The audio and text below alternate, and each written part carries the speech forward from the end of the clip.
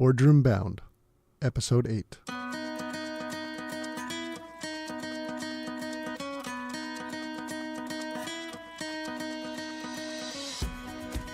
Hello, and welcome to this episode of Boardroom Bound. My name is Alexander Lowry, and this is the podcast dedicated to intentional leadership in the boardroom. My goal is to give new and aspiring directors the tips, tactics, and strategies necessary to transform your confidence and build a successful career as a board director. Quick reminder that you can get all of today's show notes at podcast.gordon.edu.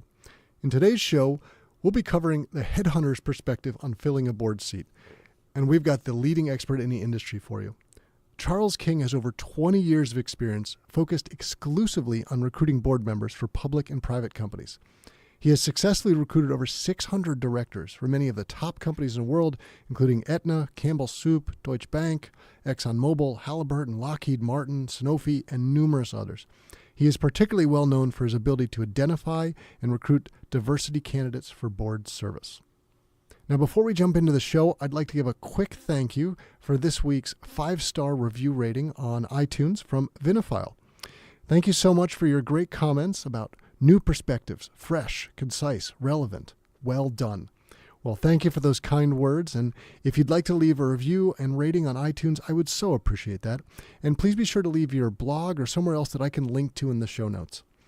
Now, for today's commentary, it's an amazing amount of insight that we're going to have. So this is someone who's been in the industry for over 20 years. He'll be talking about what it was like and how it's going to be today, and then what it's going to be like in the future. For example, he would have talked about how 20 years ago, forget about LinkedIn, the database that companies were building and that information that allowed them to grow and develop, but also what it was like to be a board member 20 years ago.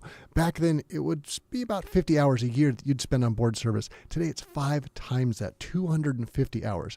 And I think for a lot of people, that might give them pause about whether they want to be on board service. So Charles will also be talking about the 3 C's that boards use when they hire people. We'll be hearing about the competence, commitment, and chemistry, and all of those are required to be the person that gets into that board seat. So let's jump into this fascinating show. Charles King, delighted to have you on Boardroom Bound today. Thank you for joining us. It's my pleasure. Thank you.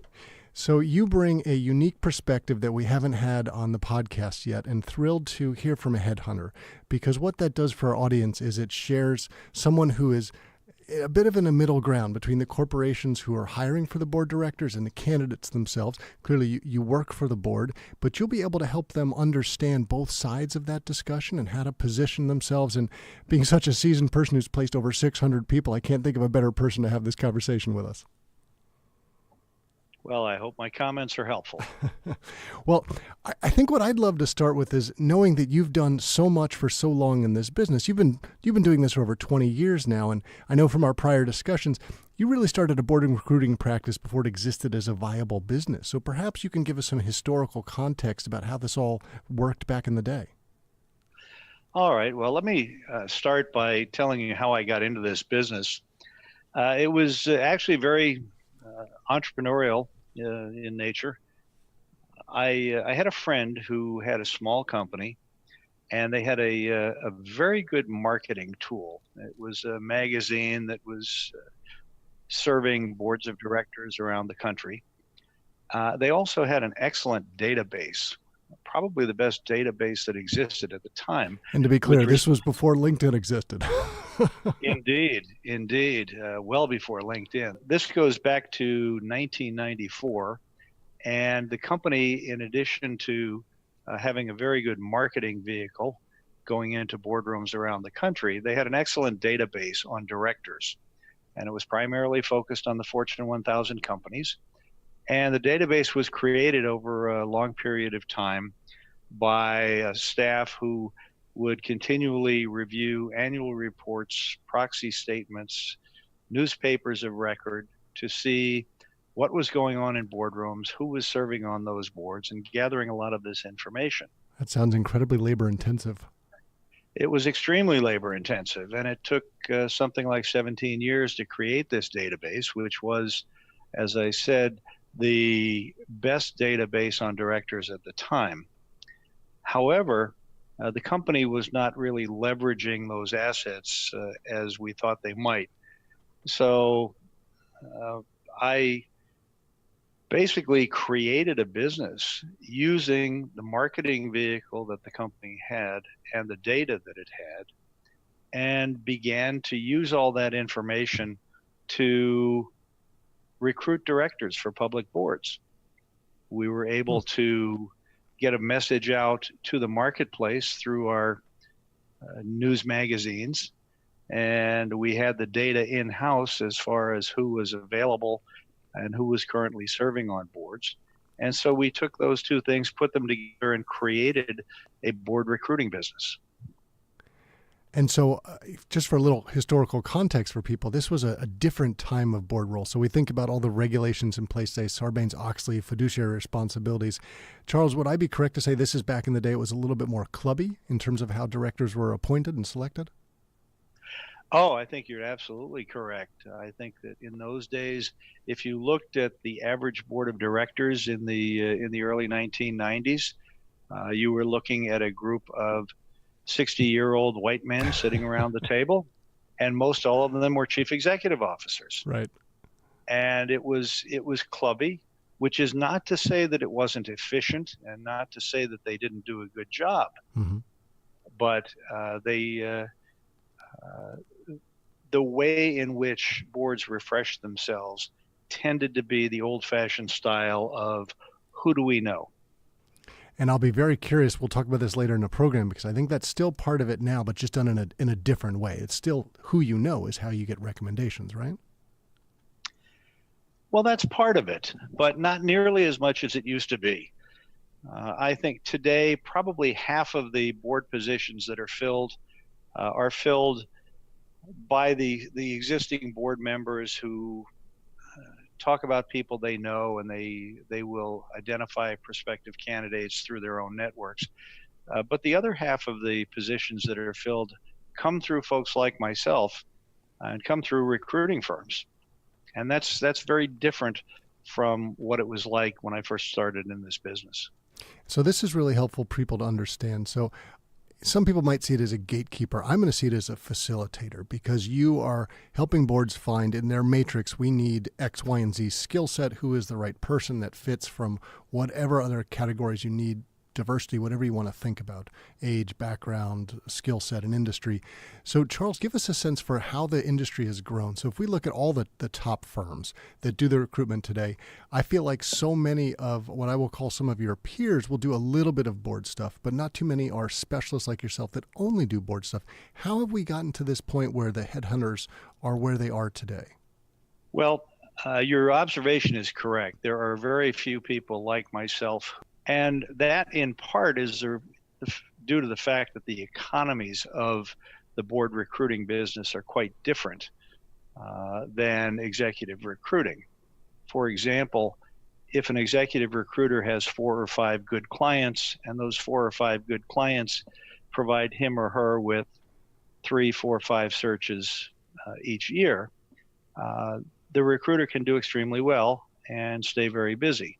Mm-hmm. On the other hand, for someone who only recruits board members, I can work for a client this year and may not hear from them again for 4 years when they have the next board vacancy. Right. So it's a very different economic model. So a very specialized skill set that you're working through. But I imagine also not only does that mean your network is a little bit different from people that are filling various roles within an organization, but your mindset is different. And maybe this is a really good way for us to I would love to pick your brain and get your unique skill set perspective on this today. So can we start with, from your viewpoint, why do you think people want to be on boards? It seems like so many want to do that today, and that's true for our listeners. Well, and this, Alexander, this hasn't changed in 20 plus years in terms of why people serve on boards. They want to make a contribution.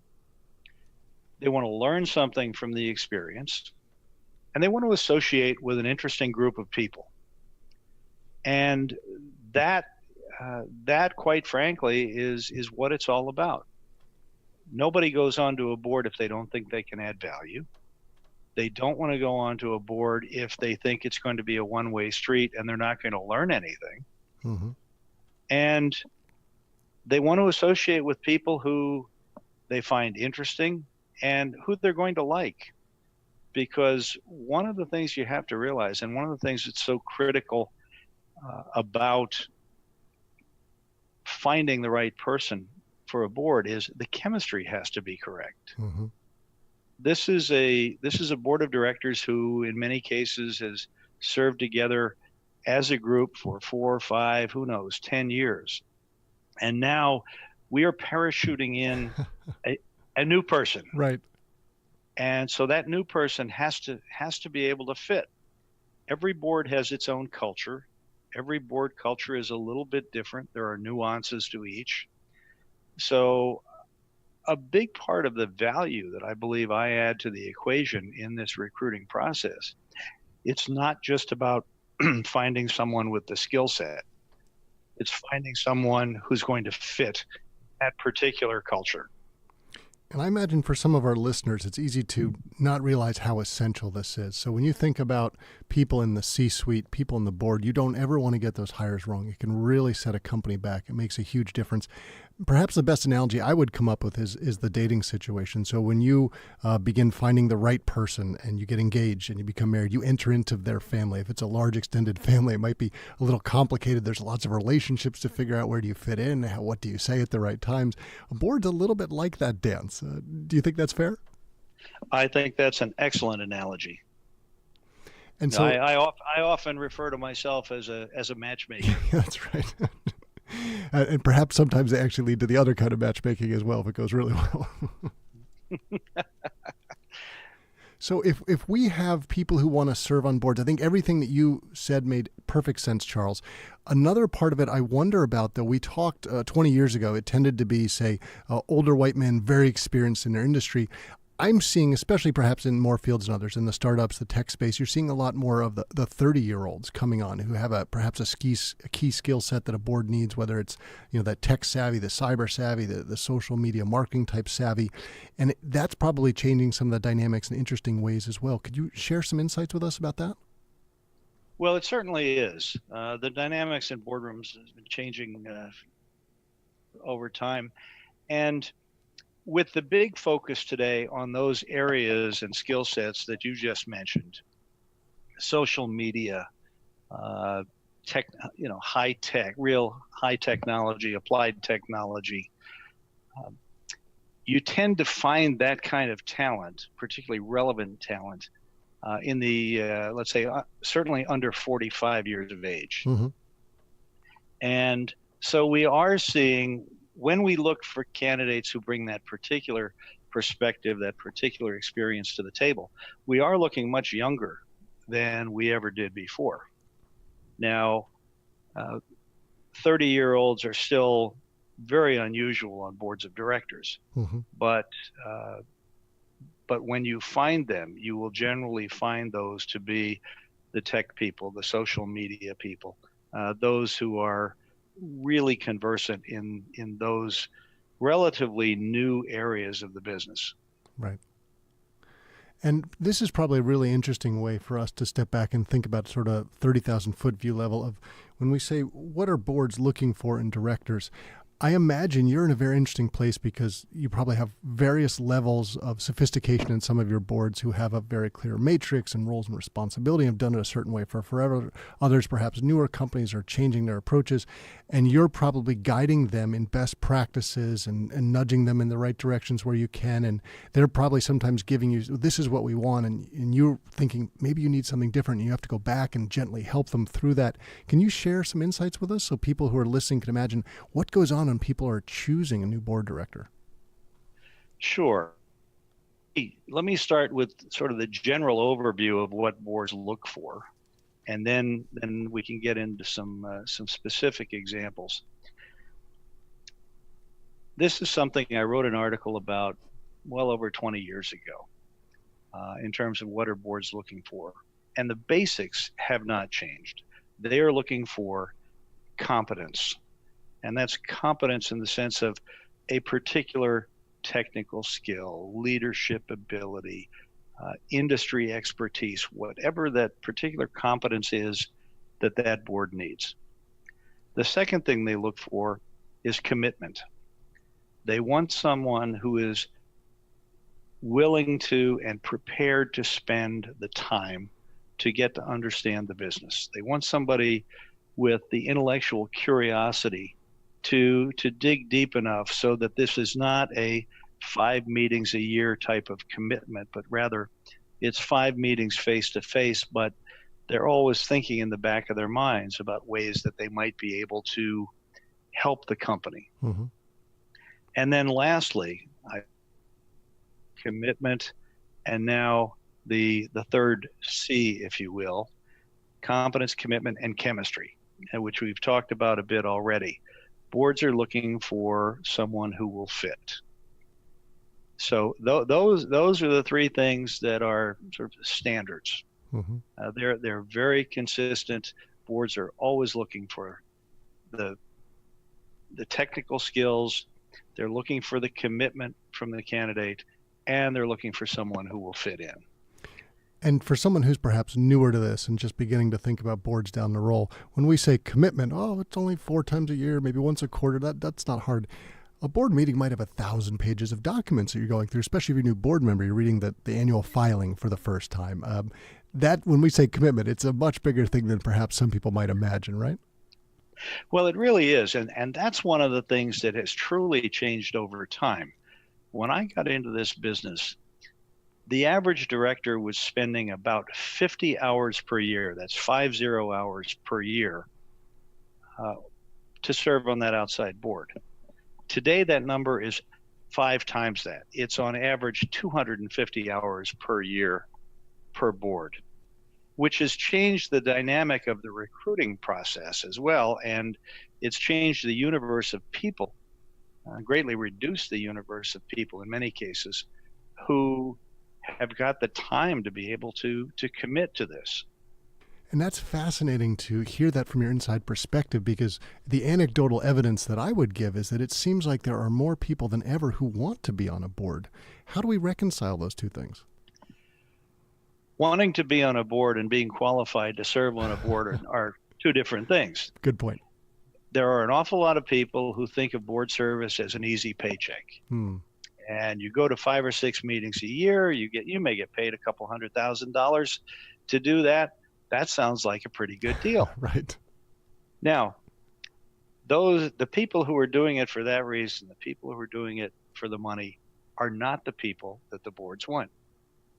Quite frankly, most of the people that I recruit, I am asking these individuals to carve 250 hours a year out of their busy schedules, Mm-hmm. which will usually come out of personal time, vacation time, whatever, because many of them still have the day job that they have to do.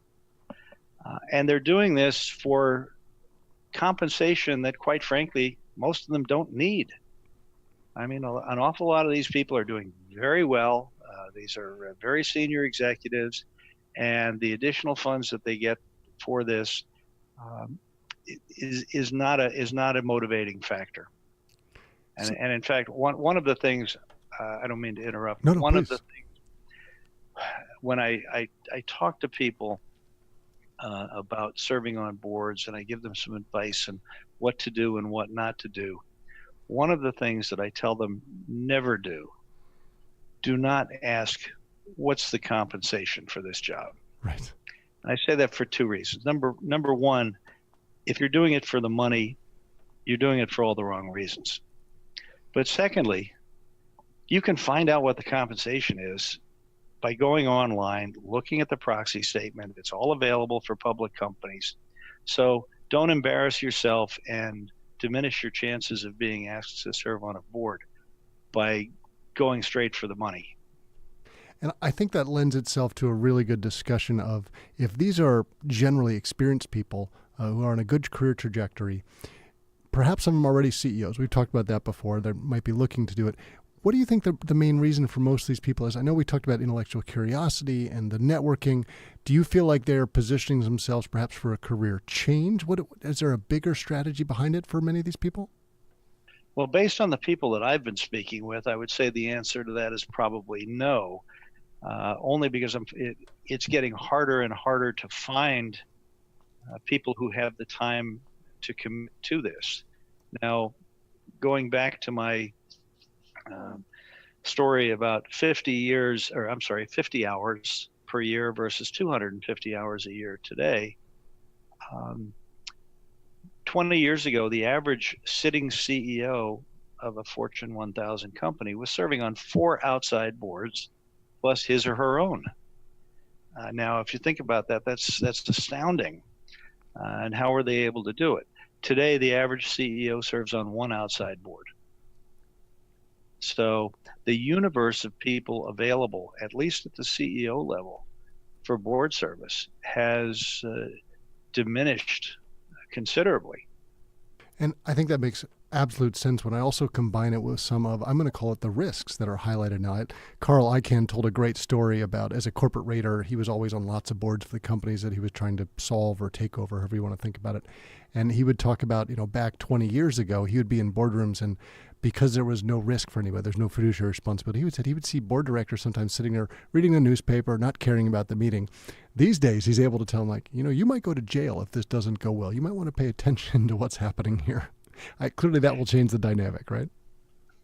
Well, that's exactly right. And I think an awful lot of this was precipitated by the Enrons and the WorldComs and some of the other colossal failures of corporate governance, much of which was responsible for Sarbanes-Oxley and additional legislation.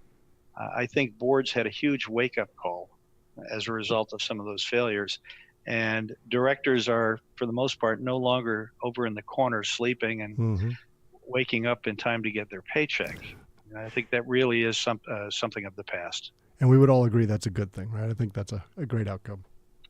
It's a terrific thing. And in this day and age, with all of the activist investors out there who are studying every single company and all of the activism that's going on, boards cannot afford to be asleep at the switch. They truly have to be on their toes. They have to realize that people are looking at them.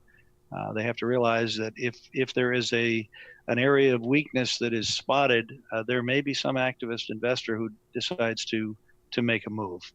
And at that point, when you talk about time commitment for a director, that 250 hours can go way beyond that. I have a good friend of mine who is the chair of a national nonprofit, a large name, known recognition organization, and they're in the midst of, have been for about 2 years, for this ongoing crisis. And he just shares with me the time suck. And he's an incredibly successful Wall Street executive, so busy day job anyway that bleeds into the night hours. But it's his commitment to the organization for while he's still doing. He feels the need to help pull them out of that and rectify the ship. But it's somewhat akin to when something goes bad, the time commitment goes way, way up.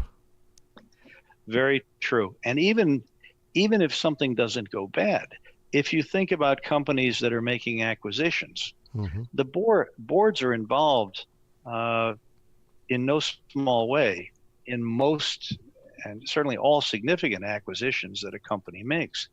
And so if you happen to be on the board of a company that's very acquisitive, even if everything else is going fine and there are no activists in the picture, you can still spend a heck of a lot more time than 250 hours for that board.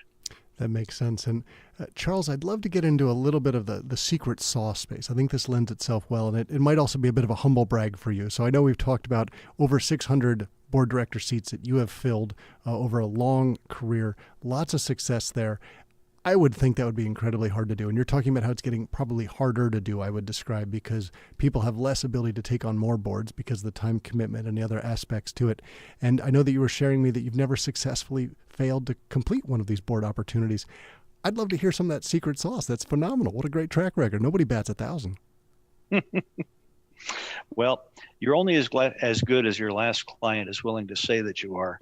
So it puts a lot of pressure on the individual to do a good job.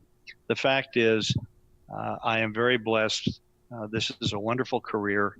I have the good fortune to meet some of the best and the brightest executives in the country and, in fact, in the world. And I really like what I do. Now, I am supported by a phenomenal team. We at ZRG have an amazing research department. I have wonderful partners who support me. I describe my knowledge area is corporate governance. I know quite a bit about corporate governance. I know an awful lot about recruiting directors. But in terms of particular industry expertise or sector expertise, I sometimes say that I'm about a mile wide and an inch deep. Right. And it's an occupational hazard in this business, because one day I could be working for a huge oil company, the next day a pharma company, the next day a consumer products company, and then on Thursday and Friday it would be a tech company and maybe a retailer. Mm-hmm. So I don't work in any particular vertical as my colleagues do on the executive search side. So I rely on them heavily to give me their ideas and suggestions with respect to candidates. Well, I can attest to the quality of some of your partners at ZRG. I know several of them, so and they were the ones who made the introduction for us today. So I can see how that would be of great benefit to you. I would love to translate that conversation piece slightly to some of the people listening on this podcast are thinking, how do I become on Charles's radar, on the few equivalents of Charles out there? How do you make those connections and introductions? How do people begin to say, okay, the next role for me is the C-suite. I am thinking about the boards. I want to be known for that stuff. Do you find them? Do they find you? How does that work? Well, it's a combination, Alexander. I have, as you might expect, I have a lot of people send me resumes. They tell me they'd like to be on a board. As I said, only half jokingly earlier, there are a lot of people who want to go on boards who are either wanting to do it for the wrong reason or who, quite frankly, are not yet qualified to serve on a board. Mm-hmm. My best advice to folks who want a board, and this is directed at people who truly believe that they are qualified to serve and who on paper look like they're qualified to serve. Right. And I say that because it's not just the recruiter who is looking at this individual for the first time on paper, whether it's a LinkedIn profile or whether it's a resume, whatever it might be. There has to be something there that telegraphs the fact that, yes, this person has the seniority, they have the gravitas, they have the skill sets that are needed. And so once you get past that sort of first hurdle, then the best advice that I give to folks seeking that first board is do everything you possibly can in terms of networking. Let everybody in your personal and professional networks, let them know that you're interested in serving on a board. Because as we said at the beginning of this, 50% more or less of all board placements are done the old-fashioned way. They're the result of somebody knowing somebody. Somebody on the board happened to play golf with somebody 2 weeks ago who said, gee, I'm interested in a board. And it ends up resulting in a board seat. Mm-hmm. So do not overlook the personal and professional networks. They can be extremely helpful, and you're as likely to get onto a board through that method than you will through a recruiter. Makes Now, sense. in terms of reaching out to recruiters, my email is in the public domain, and I receive an awful lot of emails, and I'm happy to do so. I try to respond to all of them, if only to acknowledge the fact that I've received it. I can't take every phone call that comes in, so sending emails is the best approach. We don't throw resumes away. We keep these. We put them in our system. We code them in ways so that when I get a board search that is looking for the types of skills and industry expertise that matches a particular resume that I've received, we can call it up, and at that point I can evaluate the individual as a potential candidate. So that makes perfect sense, and I give you kudos for, I know I'm overwhelmed by email, so if you're getting much more than I am and responding to all of them, I think that's a phenomenal way to go. So that's a great start. as I begin to think about how to bring this back together for our audience and sort of put the cherry on top of this conversation, we've talked about some of the amazing changes that have happened from where you started in the business 20 years ago in this sophistication and the knowledge and the systems. But I imagine some of the challenges have changed. We've talked a bit about those in the show today. Charles, I'd love to hear some of your thoughts about the challenges then versus now, but also what you're projecting for the future. Well, one of the biggest challenges facing boardrooms today is really it's getting and keeping the culture and getting it right. I think the issues in boardrooms are going to continue to get more complex. Activism, as I mentioned earlier, is going to become even more prevalent. Board service will become more time consuming. I think the mix of directors within any given boardroom you will see is going to become even more diverse. And when I talk about diversity, I'm not just talking about gender or ethnic diversity, but I'm talking about a real mix of skills as well, and a true portfolio approach to building and refreshing a board. That's something that has been evolving over time. It is much different than it was when I got into this business. I'd mentioned that the boardrooms 20 years ago were populated largely by CEOs. Mm-hmm. That is not the case today. You're getting a much greater mix of talent, people from different industries, a recognition that people who either come from a different industry or have a different upbringing or come from a different culture and perhaps speak a different language bring something new and exciting to the boardroom and something that's valuable. So I think that's where the board has been going over the years, and I think that's where it's going to continue to move. And those are exciting developments. Those are great changes to come. Most of them, at least. Mm-hmm. No, I think so. There are a lot of things going on in boardrooms today, a lot of hot topics in boardrooms. What are directors talking about? What are they worried about? They're talking about cybersecurity. They're talking about digital technology. I'd mentioned already that there's a big discussion about diversity and inclusion, not so much just in the boardroom, but in the companies themselves. We're talking about talent management, succession planning, risk management. So there's no shortage of hot topics in boardrooms today, and they're all equally important at any particular point in time.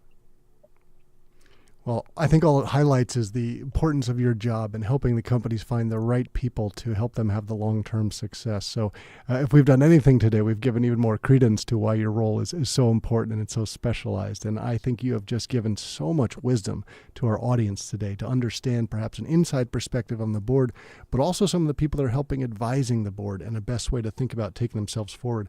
Now, Charles, I know we talked on the show that you get a lot of emails today, but we had talked before the show that you're very happy to share your email address since it's in the public domain. So I'll be putting that in the show notes so people will be able to get in touch with you. Is that the preferred medium for you over, say, the LinkedIn profile?